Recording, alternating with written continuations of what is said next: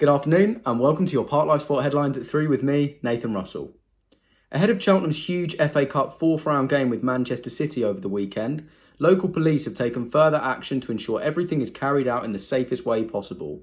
Our sport correspondent Lowry Jacob reports.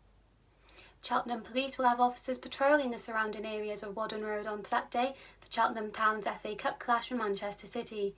Following a crowd that welcomed the Tottenham Hotspur's bus to Marine, Cheltenham Police said watching players arrive or exit the stadium is not a lawful reason to leave your home. In accordance with government guidelines, anyone caught doing so could risk a fine of up to £200.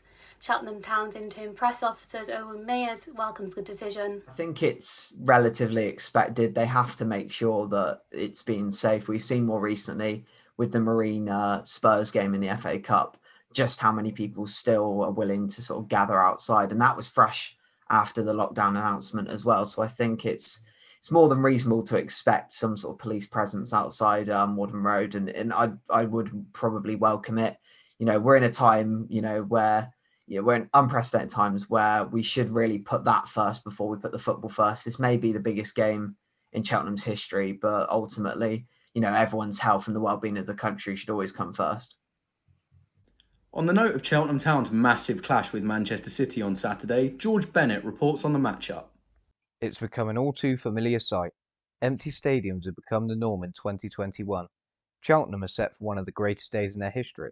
The likes of Raheem Sterling and Aymeric Laporte could be gracing a turf at Whaddon Road in just 2 days' time. Yet there is a bittersweet feeling among supporters.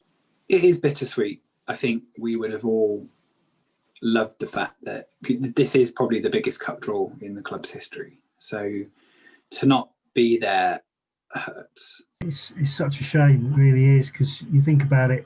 I mean, you could sell this game out twice, 3 times over. You'd think, if Cheltenham had like a 15,000 capacity stadium, you'd fill that and more probably. So it's a real shame that that the fans aren't going to be there. Michael Duff has been delighted with the dedication shown by local supporters, with the 1887 Red Army supporters group raising over £24,000 selling virtual tickets.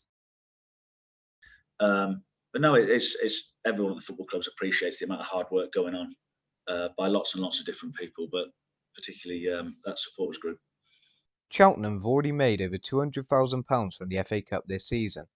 Gloucestershire Live guru John Palmer believes the FA Cup run couldn't have come at a better time for the Robins. But they were looking at £1 million loss. I think this cup run and the money that's going to bring has come just the right time for Cheltenham. And they're still going to make a loss unless they probably go to the final of the FA Cup.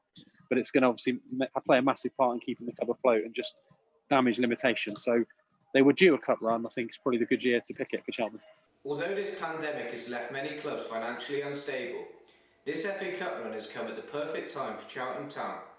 The loyalty shown by the supporters and the money raised will help keep the club afloat and truly illustrates the magic of the FA Cup. George Bennett, Park Life News. Following a difficult run of games for Forest Green Rovers, our football correspondent Laurie Martin spoke to manager Mark Cooper about the importance of their upcoming game against Leyton Orient on Saturday. Yes, thanks for that, Nathan. Mark Cooper really wants to get back to winning ways. He wants to see a reaction from his players after that 3-2 defeat to Tranmere in midweek. Mark Cooper really wasn't happy with the squad. He questioned their fight, their desire and their will to win the match. Rovers are back on the road this weekend, this time travelling to Leyton Orient, fellow promotion chasers of course, who will leapfrog Forest Green with a win. Mark Cooper is expected to make some changes to the side, and he hinted this afternoon that on-loan Charlton Athletic forward Josh Davison, who signed for the club on Tuesday, could make his debut. Yeah, he's been in since Monday, so he's had trained for 3 days. So obviously post-COVID with him, so he's ready. He's ready to go. The World Indoor Bowls Championship continues in Great Yarmouth today ahead of the finals on Saturday. Christian Parry reports on the action. Thanks, Nathan. Big day in the World Indoor Bowl Championships as England's Catherine Redknapp takes on 2015 World Champion Laura Daniels in this afternoon's women's singles final. 3-time women's indoor singles champion Redknapp beat 19-year-old Devon Cooper in their semi-final yesterday, 2-0 to put herself into the final against Daniels.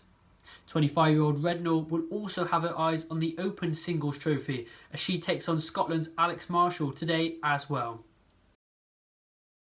Welsh bowler Daniels beat England's Rebecca Wilgress 2-1 in their match, sending the former champion in tonight's final, with coverage beginning at 3 p.m. on BBC Two. Back to you, Nathan. Conor McGregor appeared confident but humble when speaking to the press this afternoon at the UFC 257 pre-fight press conference ahead of his clash with Dustin Poirier at UFC 257 on Saturday. The Irishman appeared hopeful that Poirier would pose enough of a challenge to take him into deep waters, yet still maintained belief that the fight will not reach 60 seconds and that he will put on a masterclass. With the picture remaining unclear when regarding the UFC lightweight title, a win for either man will firmly put him in pole position for the next shot at the World Championship.